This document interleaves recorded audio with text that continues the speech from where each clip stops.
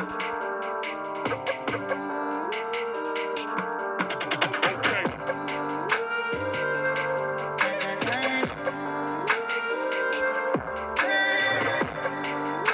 to the Mind Basketball Podcast, also known as M.O.B Podcast, episode 53. I am Evan. And I'm Ja.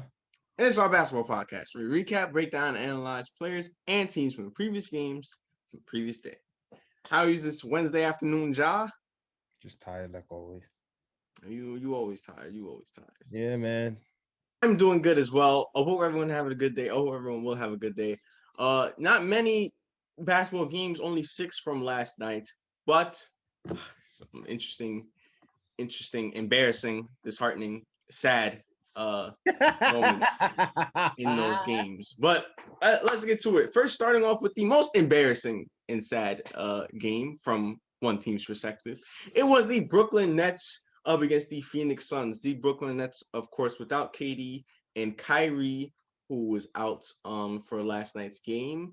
So it was just James Harden, Joe Harris, Jordan, and the rest of the crew in Brooklyn facing up against the 6-game winning streak Phoenix Suns. And basically the Suns had this game in the wraps from the start, up 21 at halftime. I mean, Devin Booker, Chris Paul, basically offensive clinic by them, 75, 74 points, I think, in the first half. Yeah. I mean, the Nets had no answer for them, obviously, defensively. And they didn't have the offensive firepower to match that because of KD and Kyrie being out. So it looked like that was game. Up until the Nets pulled off the greatest comeback in their franchise history, coming back from that 21-point deficit without their 2 stars, but they still had 1 star. That's James Harden. And he stepped up big time for them. 38 points. The go-ahead bucket late. Yeah. 11 assists, I believe. Doing it all, making plays that he's been doing throughout this entire season for the Nets. And not only just him, Jeff Green stepped up. 11 points in that fourth quarter, 18 on the game. Tyler Johnson came out of nowhere. Big contribution from him. Yeah. Joe Harris stepped up with big threes and big buckets down the stretch. So this was not just James Harden. This was a team effort, and the Suns had no answer. Really, nobody in sync for the Suns. They couldn't get stops late. They couldn't hit the big shots down the stretch. Chris Paul, I felt like the only one showed up. 17 points in that fourth quarter for Chris Paul. Yeah. Besides him, that was it. A big defensive stop by Landry Shamet on Devin Booker in the final 20 seconds of the game when the Suns were down by 1 down by 1 because of James Harden 3-pointer. Yeah. And yet, like I said, the Nets pulled off the greatest comeback in their franchise history and were able to beat the Phoenix Suns, snapping their 6-game win streak without KD or Kyrie. Again, without KD or Kyrie. Without KD or Kyrie. Sorry, I talked a lot, but your thoughts? Just to keep it short, sweet, and simple, since you basically put it for the on the net side, this should be like, if you didn't get the message already, this should be a message now of how deadly this team could be when you get into a rhythm or flow, no matter what point in the game it is, as long as it's the right time, right moment, right place. Because always, again, I say the third quarter is the most important quarter. And I felt like going down from that point right into the fourth quarter, that's when they caught their biggest momentum ever. And they were able to man this comeback. So this just put the league on notice, right? Or if you didn't get the message, you should get the message now. And mind you, they didn't even have their 2 big stars, KD or Kyrie, playing.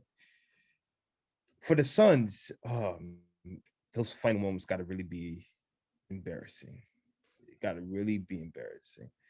To have the game up in wraps like that, and that to just squander everything. And mind you, again, just like what you said, Devin Booker had a good first half, And then it's like those moments he just couldn't show up and he got embarrassed by Landry. Okay, I'm gonna say embarrassed, but he got He's not getting embarrassed by Landry Shamet. It was a good defensive play. yeah. The final play for the Suns. It's a good defensive stop by Landry Shamet. Great defense on Devin Booker, and he just ended up missing the shot. Yeah, and things like that's going to happen. Sometimes the big moment can't always be for you. You can have multiple big moments, but there's also going to be one moment in which you have to get failure. You have to face failure, right? And I feel like this Suns, not just Devin Booker, but this Suns team, they just faced a big embarrassment of a failure right here. And now they got to take from it, learn from it, and do better. Mm-hmm. Yep. Wow. Don't even have anything else about that game. You deserve to apologize. James Harden deserves an apology from you, by the way. He'll be waiting. He'll be waiting. We all, but anybody, hold on. This is to everybody, not just you. This is to everybody. This is not just you. This is to everybody. We all had doubts on James Harden coming into this Brooklyn Nets team, but there was one ball, and he, how he played in Houston, controlled the ball a lot, dominated the ball, took a lot of shots. Yeah. And we was skeptical about it. I was skeptical about it. You were skeptical about it. A lot of people were skeptical about it. He has come into Brooklyn and proved that, changed the narrative about him, that he's unselfish. He's willing to give up the ball. He's willing to have the ball and control it, but to make plays for his teammates, but to pass it, but to set them up, not just take 1,000 shots. Yeah. He's proven that throughout this entire stretch that he had with Brooklyn, from the start, since he came here to now, and it's going to continue. He deserves an apology from a lot of people. I apologize, James. I think I already apologized before. You definitely deserve to give that man an apology, and you know it. Look, you see, let me say what I gotta say. Look, I say this. Like, I'm not gonna lie, I give you your respect, I never thought that you could truly make the sacrifices that you made, but hey, you did. And you're proving me, my partner right here, and a lot of people wrong about your focus of needing to do what you got to do in order to be viewed as a winner. And I respect it. You're a great player and you're doing what you got to do to show that not only you're a great player, but you're a winner. Dancing But around. I'm not giving you no kind of apology until I see this result in either a finals or a championship. You could do all this big sacrificial, but if it doesn't man out to becoming a winner and getting to what you want or what you fought for, you're not getting no apology. I'm sorry. I respect for what you did, but no apology. But if they lose, and it's not because of the unselfishness of the team and him hogging the ball, that he still deserves an apology. There were two narratives on the Nets. One narrative was there was one ball, and the other narrative is their defense is terrible. One narrative has been erased because James Harden has been unselfish and he's been willing to sacrifice for the team. The defense narrative is the only one remaining, and that is probably the biggest problem. If they don't get a chip, that will be the reason, barring injury, hopefully. Okay, I will keep my eye on Harden because they're going to make the playoffs. We know this. They're going to make the playoffs. I'll keep my eye on Harden when they do make the playoffs. And if he has a big time outing in the playoffs, then I'll apologize to you. I'll change it up. I'll apologize. But as of right now, hell no, I'm not apologizing. You could take that apology and go do whatever you want with it. Because I'm not giving you an apology yet. Sorry. I don't care. Too much pride. I don't care. Nope. Sorry. Ladies and gentlemen, that is a man fueled with ego. But anyway, as I said, historic game by the Nets. Great win by them. Disappointing loss by the Suns. On to the other disappointing game from earlier tonight. It was the battle between the 1 and the 2 picks from a season ago. It wasn't a battle between the 1 and the 2 pick. It was just the number 1 pick only. Don't do that. Don't do that. First of all, okay. The Pelicans and the Grizzlies. Ja Morant did show up. Don't hate. Do not hate. Do not hate. John Moran did show up. I know you love De'Aaron Fox. I do too. Do not hate. John Moran did play well. Just Uh, Zion played better. it That's was all a that it man was. amongst babies. Yeah. Ah. Zion Williamson. Well, he is the number one pick for a reason.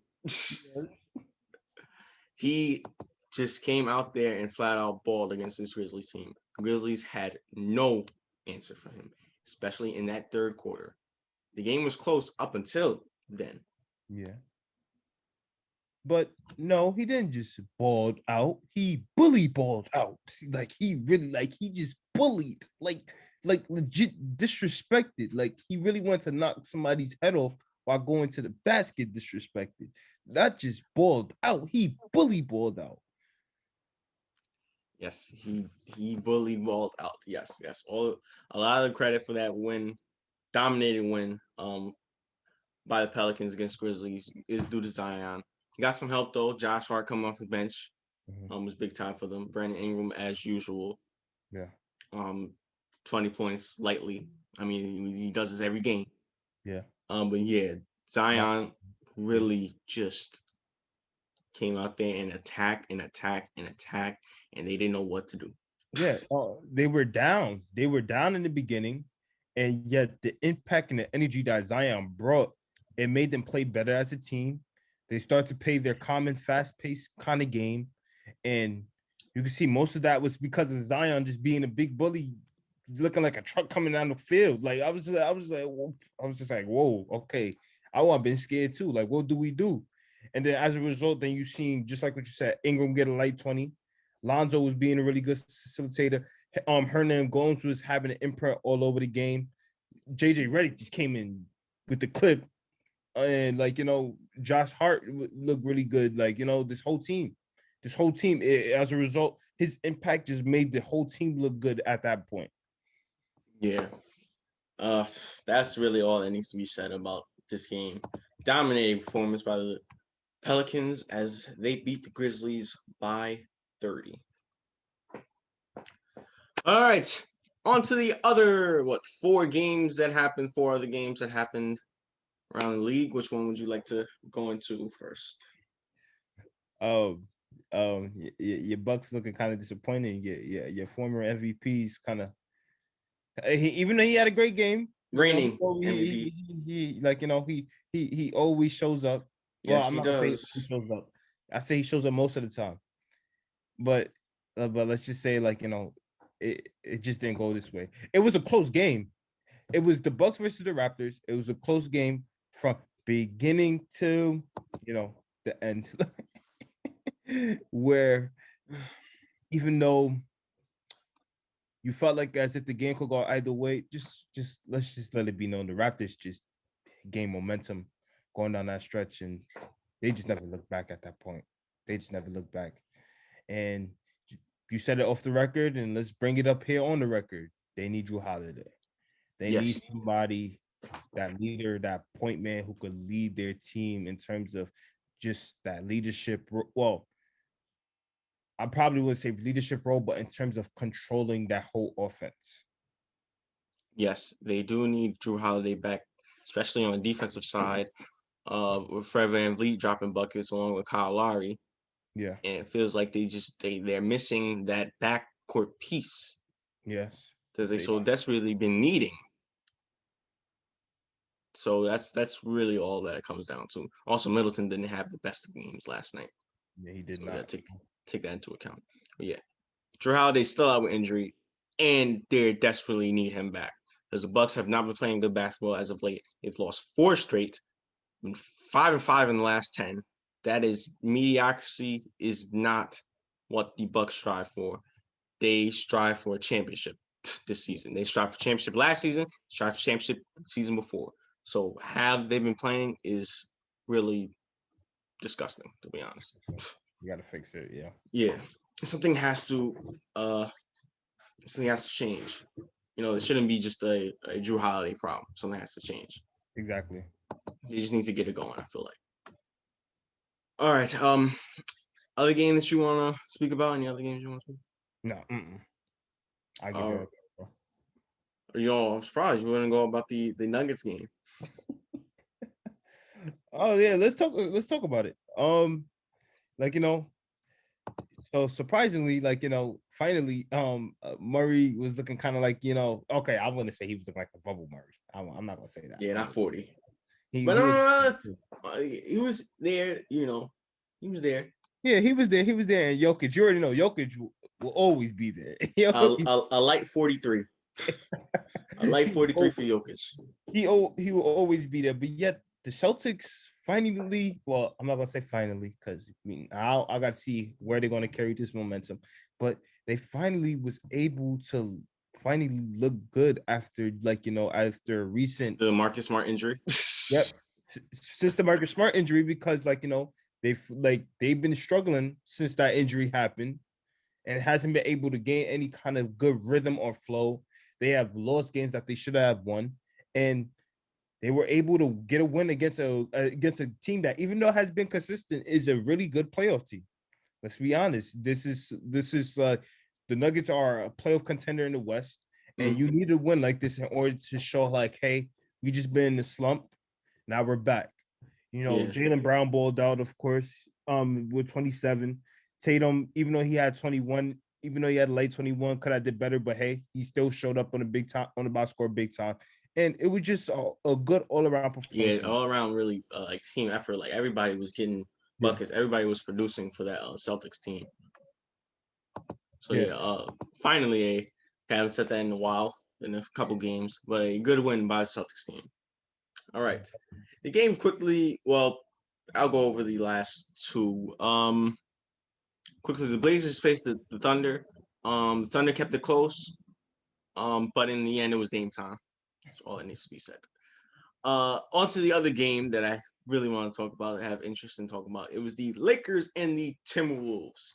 Of course, Lakers without AD and the Timberwolves without Deangelo. We'll get to Deangelo in a second.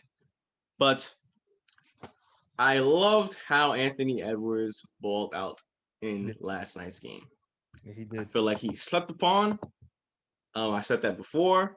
I feel like he doesn't get enough attention because LaMelo's hogging all the attention due to the media. But I feel like Anthony Edwards, if he keeps playing like this, he can actually be a legitimate argument for Rookie of the Year. I know people not know that that's not a popular topic. But I feel like he's really excelled in his role. One, he was started off the bench, played well on there, got to a comfortable point where he got into the starting lineup, played well in the starting lineup, been playing well in the starting lineup, dropped 28 against this Lakers team. Yeah. That is no easy feat, especially by a young player. Mm-hmm. I think he is really cementing himself right now as a good player that can last in this league. Yeah. I feel like he was always making the case for Rookie of the Year regardless, because even though, don't get me wrong, don't get me wrong. If it ends today, LaMelo's winning. Yeah. But yeah, he's real solid for this team, adds on to another great scoring piece. Like, his abilities and what he could do with the ball in his hands is amazing. And the impact he could have is just really tremendous. And I feel like as long as he continues to just keep his head down and work, he's going to be fine. Mm-hmm. Yeah, and credit to the Timberwolves team as well. They really competed against this Lakers team. I know Lakers are without AD, but the Timberwolves have the worst record in the league. Yeah. So they really had no reason to just go out and ball it the way they did. Exactly. And yet they did do a good job. Vanderbilt had a really good game, especially on the boards. Towns, I feel like he's getting into a rhythm, but in terms of scoring, but he's been setting up his teammates. He's been making plays, moving the ball around, which he's very good at. He's been good at for his entire career. I feel like that helped them get into a battle with the Lakers. But in the end, it's still Lakers. In the end, they still have the greatest player in the world. Still have LeBron on that team. Still have Schroeder. who's becoming their third best player, or is their third best player. Yeah. And when AD's not there, he's their second best player. But in the end, that's all that it came down to, and the Lakers is able to win this game. Congratulations, Lakers. And we'll try next time, Mini. Okay. Well, we said it. We'll get into Deangelo in a minute. So let's talk about him. Sad news for him is that he suffered an injury. I don't know what the exact injury is. Matter of fact, I can find it. He has orthoscopic surgery. Yes, he needs surgery. Yes, he needs surgery. He's gonna miss 4 to 6 weeks. I know the Timberwolves wasn't really, expected to go anywhere. Yeah. But with a player like Deangelo, who's a really good talent, yeah, it's not a good sign to see for any player getting surgery. So exactly. I think it's a left knee situation, and let's be honest, even though it's really unfortunate, this is kind of like a blessing in disguise because I felt like with everything that's been going on in a way with this whole season and how the fact that they weren't been able to play as a fully healthy team because Cat's been out and there's been other players out and everything like that. I feel like this needs to happen because I feel like next year, like next season, if they are still going to be together next season, this will be the year that I feel like things could really turn around for them. In which we could see that, well, it used to be a tandem, now a trio with Anthony Edwards in a way, but Edwards, Russell, Malik Beasley, and Malik Beasley. Like, I feel feel like he's like more a part of that trio than Edwards is. yeah, exactly. I feel like the Timberwolves can make a lot more noise than how they have been this season because of circumstances that were not in their favor. Yeah, and I agree. Also, other news is that let's just postpone games due to COVID. Spurs had 4 positive tests for COVID, so their next 3 games are going to be postponed. And as of that result, the Hornets' next 2 games will be postponed. So you're not going to be seeing the Spurs and the Hornets for a couple of games. All right. Now with that out the way, it is prediction time for tonight's set of games. Quite a lot of games for Wednesday. There's always a lot of games on Wednesday. So yeah. So we'll get into it. First, starting off with the Knicks or the Magic. Knicks.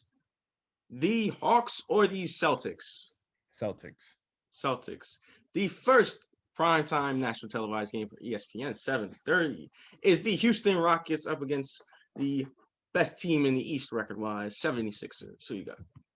If Embiid is playing, I got the Sixers. I got the Sixers as well. Thinking about picking upset, but nah. The Pistons or the Bulls? Bulls. Like 91. The Nuggets or the Wizards? Nuggets. The Nuggets don't disappoint. The Pacers or the Timberwolves? I'm gonna go on the shock and say Timberwolves win this one.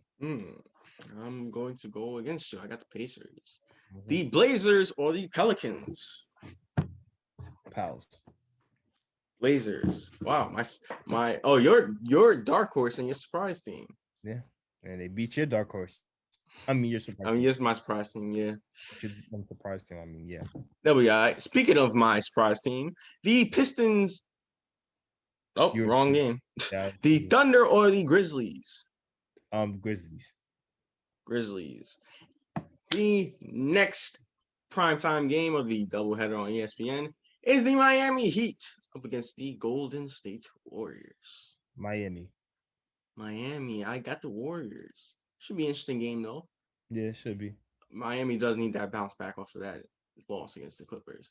Yeah, but if they in South Beach, Curry loved that South Beach weather, so he gonna go off. Nah, they're not in South Beach. They're in the Bay. Well, he's still gonna go off. It don't matter. Yeah. And lastly, the red hot Utah Jazz up against. Say the team. Just say the team. And trust me, I know it's gonna be the Jazz. The Clippers. Jazz. If Paul George and Kawhi come back. If they come back, then yeah, it's gonna be a close. It's gonna be a close game. But yeah, they got too much momentum, and I got the Jazz, and I don't think Kawhi or Paul George are coming back for this game. All right, Jazz don't lose to Lou Will and Marcus Morris. With all the respect to them. If they do, I'm gonna be so tight. But all right, I think it's time to wrap things up. Any final thoughts? Stick it out for the next episode. Next episode, we will be giving out our all-star voting. So be aware, be ready for that. But no. Yes, you're right about that. That is tomorrow's episode. Our all-star voting. Also, for Thursday, the official all-star starters will be announced later that night on TNT. So be aware of that. And Friday, we will react to the official all-star starters. So it should be interesting couple days. Should be interesting couple days. Yes, it should. And with that being said, thank you guys for watching today's pod. Make sure you tune into tomorrow's podcast. Make sure you like, share, and subscribe. Also follow IG down in the description below. And once again, I am Evan. I'm Ja. And this was the Mind of Basketball Podcast.